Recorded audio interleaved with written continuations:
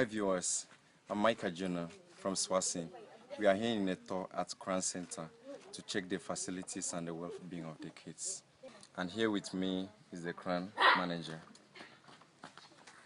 Good afternoon, viewers at home. My name is Carol Lapan. I am the manager. I'm in charge of the day-to-day running of the center here and in CRARN. CRARN, which is an acronym, CRARN. It stands for Child Rehabilitation and Reconciliation Network. It's a center where we recruit children, we get them friend homes where they've been stigmatized, they've been labeled as witches. Some of them, they lose their parents, and then maybe because of the extended family not being able to take care of them, they're beginning to accuse these children of certain things and then maltreat them. We pick them up, we bring them to the center, we rehabilitate them. This is where we keep them, and we also make sure they are well fed, and we send them to school. You are welcome to CRARN Children's Center here in Ekeッ. Here is Korofa village. Also welcome once again. Here is our manager. Also here is our visitors right now. So this is CRARN Center where we bring children from uncompleted buildings, market, stores, bushes, all around the communities. This is where we keep them temporarily. When they grow up, we can then reunify them with the parents. For now, we need more support for the children. Hello, we are about to go for the tour to know the kids. Please, can you show us to the kids? Yes, you're welcome once again. Thank you. Right now we have the kids here. They are already here.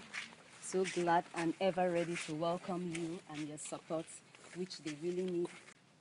Yes, these are representative from SWACIN, and they've come here to visit you. So you're going to tell them your name one after the other.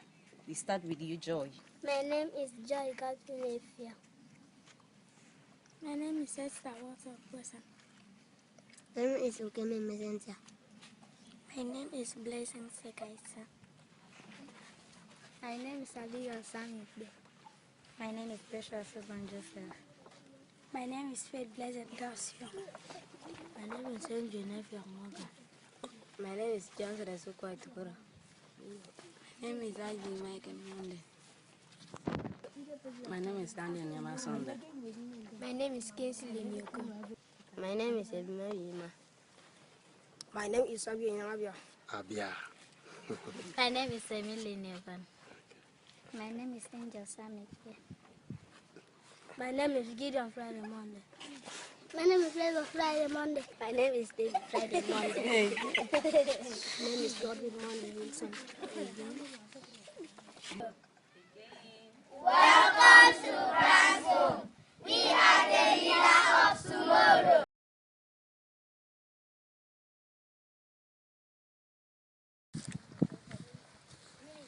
Once again, welcome, SWACIN. As you can see, I'm going to take you around for a facility tour of our center. Right here we have the football pitch. This is where the kids can have fun whenever they come back from school in the afternoon, after having their lunch and then taking a siesta. They come out in the evening, maybe between 4 and 6. You could play football, sometimes handball. We have a coach. We have a guy here who does that with them. They could also do athletics here, right here with them, any form of game they want to do.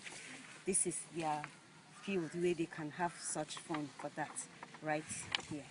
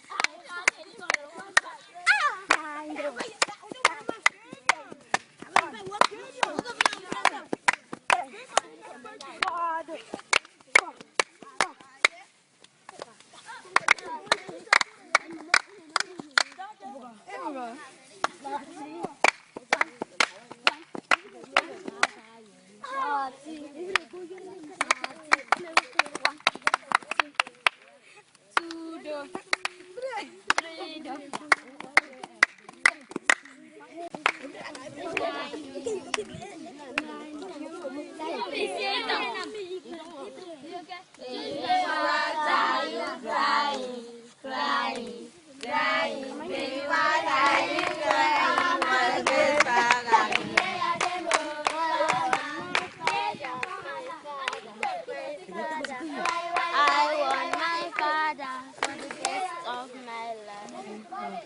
is your father? Your father, your father.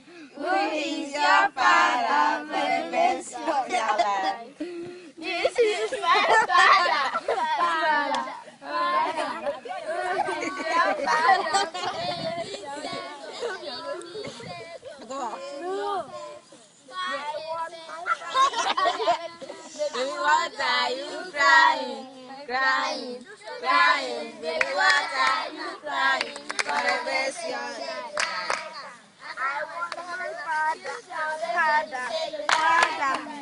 I want my father, the praise of the life. Who is your father, your father, your father? Who is your father for the rest of your life? This is my father, father. Baby, water. About the well-being of the kids, I know definitely water is a necessity. But what's the source of the drinking water now for other domestic use? Good enough. This is our facility, our water storage here. This is a borehole that was drilled here for us. Okay. We have the water here for some time now. Then we used to treat it when we had a little funding, but because of lack of funding and support from groups and government for a time now, the water has not been treated. So what we do is, for now, we just help ourselves and then maybe boil for drinking, but for cooking, we just use it that way for cooking.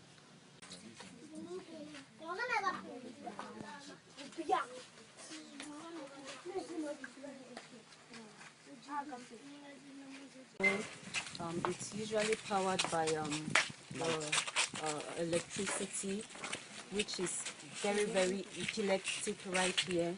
And right now we don't have a good generator, a generating set somehow, so that whenever there's no power supply, because you can stay for like 3-5 days, 1 week at times. So that means the children will have to go to the stream to get water. And this is our generator room. Over there is the generator. As you can see, it's actually spoiled for a while now, for a very long time. It's not been in use because it's been spoiled, and then the money to repair it and work on it. The tour of the facilities, we are about checking into the hostel to take a look at it. Please, can you take us in? Yes. Over here we have the boys' hostel. Okay. Though right now these rooms are empty because there are no doors, and if you come in right here, you can see the window is broken.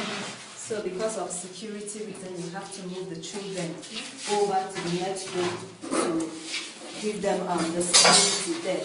Though it's tough there, yes, you have no choice. But because of the security of this place, that's why it's still part of the boys' hostel. Currently, how many rooms is functioning and how many are bad? Actually, right now we have 2 rooms functioning and 4 has been damaged. 4 has been damaged. There's 2. The remaining 2 is for the boys and the girls. No, the 2 is for the boys. Here is the boys' hostel. Okay. We have not reached the girls' hostel. How many numbers of the boys do we have here? 10. 10. Yeah. So 10 of them are staying in 2 rooms. Yeah. 5. 5. Okay. This is one of the 2 functioning rooms. We have here the 2 double bunk beds per room.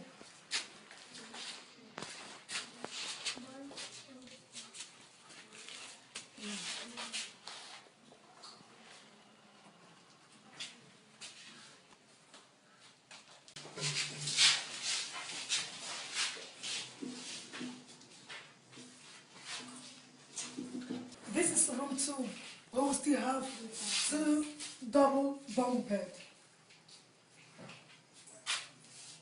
You can see here we have the 2 windows that has to be locked in the night. Here in room 2, we have broken ceiling where rats run over, mosquito pass through here to bite the children where they have malaria. So we need more support. Okay. Over here you can see a lantern where we use for lighting, for illuminating the room when there's no power here. And you can see it's broken. You could see how the wall is. This is to show you that the building actually needs some help, because the fume the children inhale here is actually hazardous to their breathing system. It could choke them, and we thank God for now none of them has really gotten asthmatic because of this. We really need help, because when there's no power supply, this is what we use. The flushing of the toilet here, you can see it's actually bad because the water system there's no, it can't flush. The kids have to fetch water with the pail and flush it manually. So we hope you guys can help us with something like this to put it in order for us.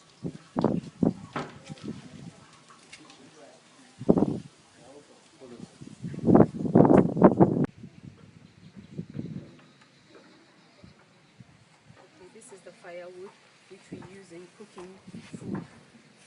It's done locally. We don't have a stove, we don't have a gas. We just have to help our way this way locally here in the village. This is used for cooking every day. This is, as you can see, this is just for 2 days.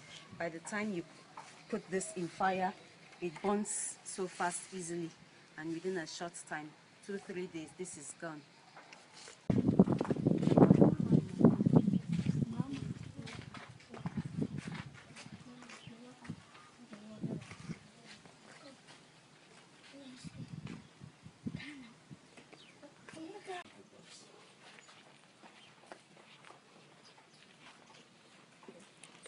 This is our kitchen here. This is where we do our cooking every day for the children. This is part of the firewood, you can see. This shows we've just finished cooking lunch for them. We have just one of these. You can see how the place is. We hope that maybe with time we can get help whereby we can get a kerosene stove or a gas burner which will help us to do the cooking, so that the carbon pollution, the carbon emission into the air can be reduced or totally done away with.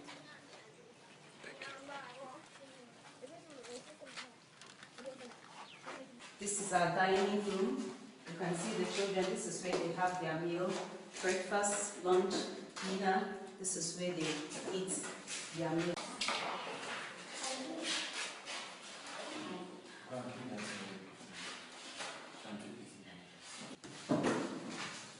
We give them tea and bread for breakfast, so they go to school with that. In the afternoon, they usually take something like rice, beans in the afternoon, and then in the evening, they take food, or boiled food, what we call gari or fufu here with soup.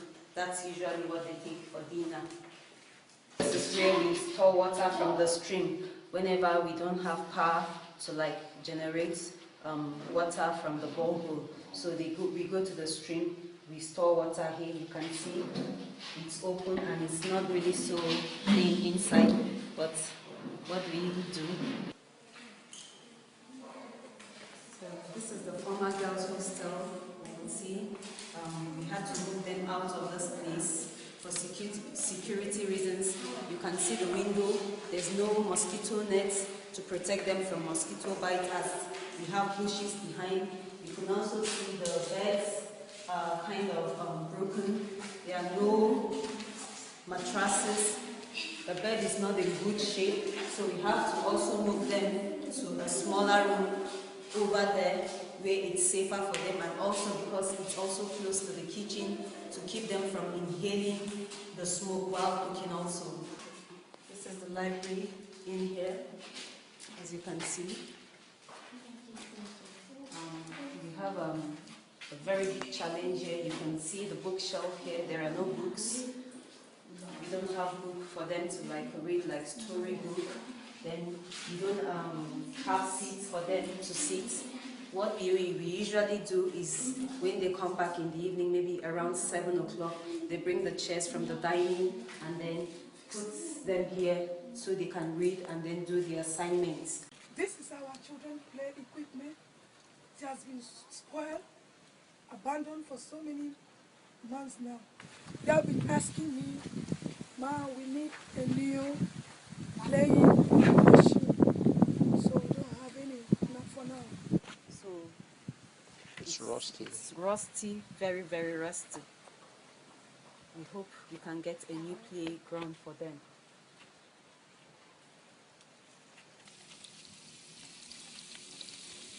That's the broken part of it.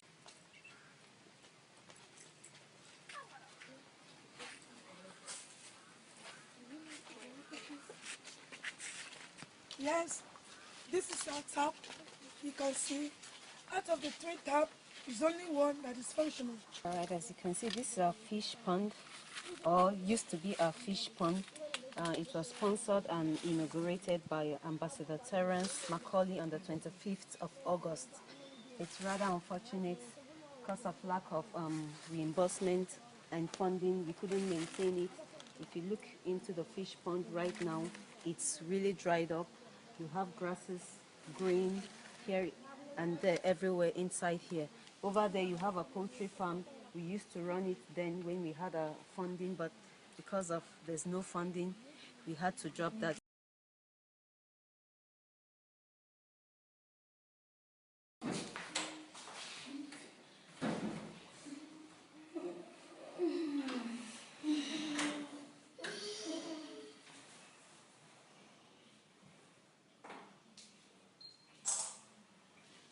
Okay. This is supposed to be the staff block in here. If you come in here, there's a lot of bats infestation, which has made us to leave this place. As you can see over here, in this age of Ebola, it's only God that has helped us. You can see what bats have done to this place, how they've broken the ceiling, damaged everything here. So there's a serious infestation of bats here, which is a serious health challenge we have here. And sometimes we usually use this place for a lesson in the evening for the children. That's like a board for them, but we can't make use of this room again because of the infestation.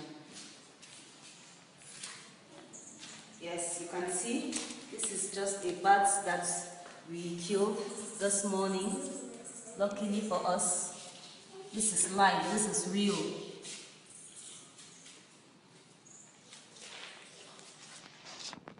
If you move closer to the wall there, you can hear the sound. You can hear the sound of the bats. More than millions right inside.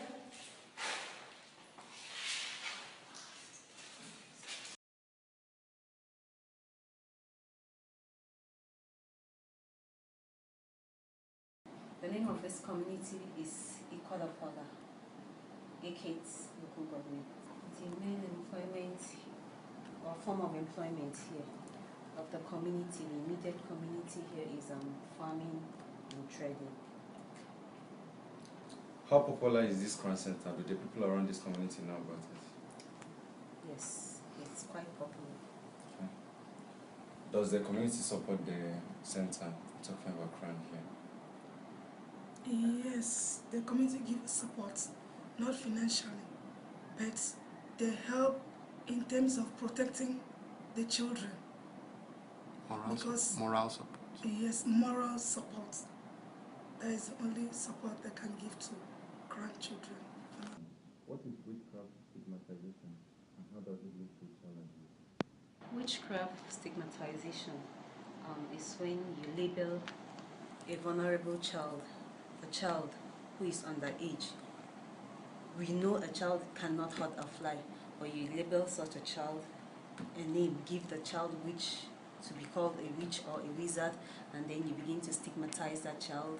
You don't want him or her to be associated or to benefit from the things done to the other children in the family and in the community, and that is really child abuse to that child. Challenge, how do you battle with challenges like drinking water, living conditions, hygiene, bats and rodents in this environment?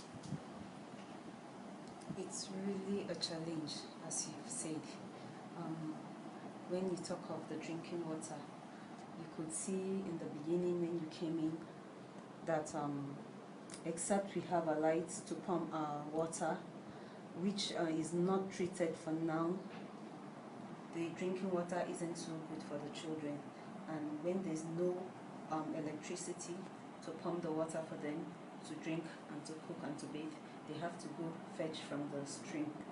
You look at the surrounding environment, you could see most of the ceilings, they are broken, and so there's an infestation of rodents and bats here and there. So it brings about, I mean, it's not a good living condition for the children to live here, but well, it's better they have a habitation than being on the streets. That's how it is here, and we are hoping that with enough funding we can get the place in a better shape for them. Yeah, over here we have a security person. There's a man, a security person who guards this place. We have one who stays in the morning, leaves by 6 p.m. and another comes in to take over in the evening. Outside that, we have staff watching, caring for the kids. You can see we don't have fence actually. I want to talk about the protectors, mosquito nets, the burglary, just to protect the children right inside their rooms. So it is important to make a burglary for them, a mosquito net for them, and also a protector. And gender, on the issue of witchcraft stigmatization, it's of equal ratio. So long as it's a child, they are vulnerable. The community, the parents, anybody can easily accuse such a child, whether a boy or a girl. So the ratio is equal. It's not the burden is not so much on the girls. We can't also say it's much on the boys. It's just equal. So long as it's a child, they are ready to label that child and stigmatize that child. Presently, we have about 5 staff running the center. We have the cook who cooks for the children. We have a security man who is here to watch over, to guard over the children and to watch over the center against any kind of attack. We also have a president's wife, the founder's wife, who is the chief matron and overseeing the caring of the children here. And then I am also here, the manager. I run the day-to-day activity, how the place, the center is being run, what is needed to be done, and what should not be done. And then I have my boss, Sam, who is the founder of this place, who is the president here. He's the one working out there, trying to rescue these children and also trying to seek for fund and publicizing the image of this place and trying to kind of redeem these children from this kind of image that they have been given in the society. Once again, my name is CARAN. I am the manager in charge of CRARN Center here, and I really want to say thank you to SWACIN thus far, what you guys are doing for us, and we hope that after listening to us, you will do better. We pray that the Lord will bless you guys, even as you bless those children also, in Jesus' name. Yes, my name is Elizabeth. I really thank SWACIN for what they have done by sending their representative down here to make sure that the hope of the children are being raised right from today. I want to also appreciate the SWACIN for giving hope for this center. So I believe with God, everything is possible. Thank you. Right. Hi.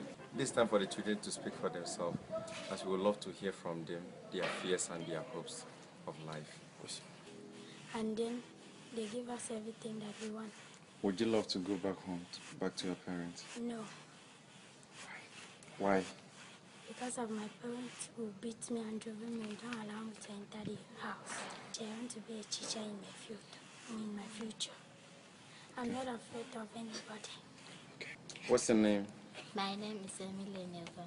My parents is not one year. I want to be a teacher. My name is Andrew Never. Do you fear people beating you? Yes. Do you fear people calling you bad names? Okay. What do you want to be when you grow up? You want to be a pilot? You want to fly an airplane or helicopter? Okay, that's good. I like that.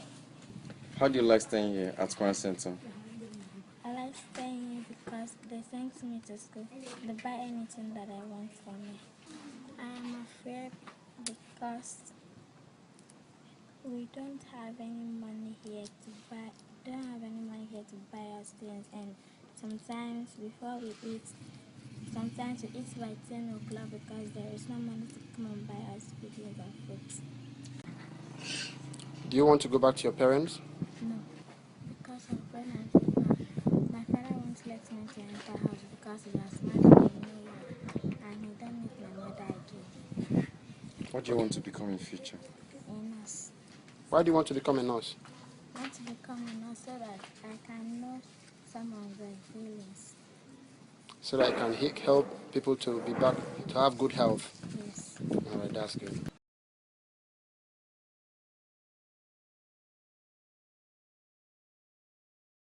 My name is Eddie Edowo from Akwa Ibom State.